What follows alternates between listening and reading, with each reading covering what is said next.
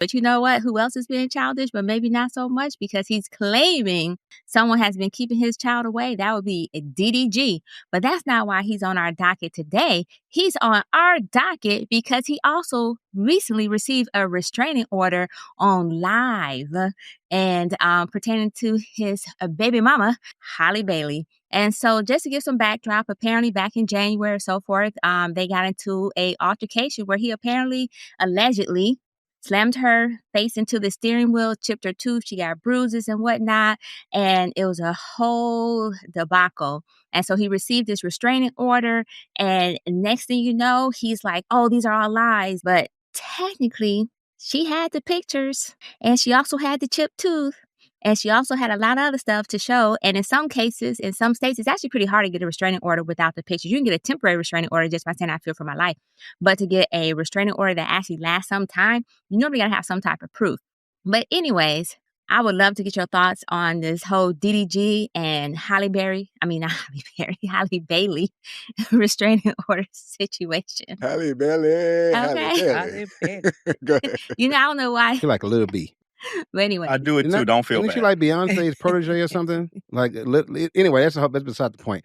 So listen, I'm going to take the unpopular take up front. Okay, just hate me now. Of course, I am loath, okay, to say anything untoward about who the public has already decided is the victim in this situation. And I am not saying that DDG is anybody's victim. What I am saying is I don't think that just because we have pictures, it means that we have evidence, because evidence proves the fact, okay? And what we have is evidence that something happened, but we don't have evidence of what happened. For instance, what if a man's riding in a car with a woman and she's being loud and boisterous and she's driving or whatever, and maybe she might be driving erratic or she's talking to him crazy, she's calling him all kinds of things, maybe she's spitting or whatever, she's doing whatever. He's sitting on the side and passenger seat trying to be cool. At some point, he's like, yo, let me out. Let me out. Let me out. She's like, nah. Let me out. Let me out. No. So he does something to make the car stop. Maybe he throws it in park. Oh, boom. Her face hits the steering wheel, right? He's like, now it's a whole different problem now because now she's injured. He doesn't got the car. They go on and do some other stuff. Those pictures could explain a different story. And the reason why I get this story, right, because I did some research. And I did some research, not tabloid research. I didn't go read what people said about her. I watched some videos of what she said about herself. And what she said about herself was that she liked drama.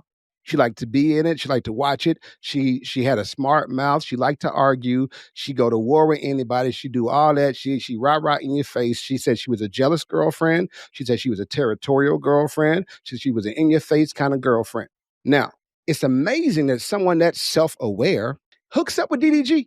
You mean you get a man with a short fuse and you know you, Byron? Come on. Then I mean, I don't know. I'm saying, again, fingers are pointing, and I think there's a lot of blame to go around. I'll pass. Go ahead, y'all. Wow. This must be the week of Negro gaslighting. I have never heard such bullshit. What? The pictures are not evidence enough of something happening? That is crazy. Court cases are literally one evidence on pictures. Like, what are you talking about? She chipped her tooth because she accidentally. Nah, that's not what happened. I was gonna say before all of that though, that DDG had one of the most gaslighting experiences just by every time all of this was going on in the background. She was very silent for the last 6 months. He would go online, she's keeping my baby from me. I can't, somebody tell Halo, hello, like all this drama-filled shit in order to kind of gain some clout. And maybe he knew it was coming because he was such a dog to her. He probably knew that maybe at some point he had to kind of build an audience, I guess. But then to hear all the things that were happening in the background, that while he was going and pleading, she was showing texts that corresponded with the timelines that said they had already talked about it and made arrangements, and he knew the baby wasn't going to be there. Like, regular people get gaslit in private, and that's already harsh enough. But to think about, she was gaslit for 6 or 7 months before she said something, and on top of the abuse she endured, like that girl did not chip her tooth on a steering wheel. However she chipped it, right? This man has some culpability in it because he was given a restraining order. Now he got his mama on live talking about not my son. He doesn't do these things. And now he needs all the defense lawyers, I guess, he can get, including Judge Jay and his mama, because something happened, right? The boy did something. I don't want to hear all that. It might not be type shit. Like, we have to get off that. You know what? I just had some, Devin, I'm gonna let you jump in. I just want to have some pushback for Jay. I would like to note the fact that you said that you went and looked her stuff, her history, versus going to look at his history, which included abuse accusations from Ruby Rose, who he also dated. And so I just want to point out that automatically you went to the alleged victim in this case to justify another so-called alleged victim. Let me counter. Go ahead, Devin. Excuse me. Let me counter your pushback, please. Thank you. And I would counter. I would counter with this. I would counter that I'm not saying that he doesn't have a history. In fact, I mentioned his history. I said she should have known his history. What I'm saying is she had a mindset and a level of self-awareness that in that sphere, we all could have moved better. That is what I'm saying. I'm not blaming the victim. I'm not blaming this person, that person. What I am saying is I didn't have to go look at her story or go look. I didn't have to go look up DDG. I knew Tia would come. I knew you would come. I knew there were going to be a line of people standing up to throw stones at him already. They would come with all the dirt, stuff that I don't even know if it's true, but they're going to throw it. So I don't have to go do that. I need to see what the side of the conversations that nobody is saying, like the side that nobody is hearing because the whole crowd is yelling over on this side. So that's what I was doing. I yield my time.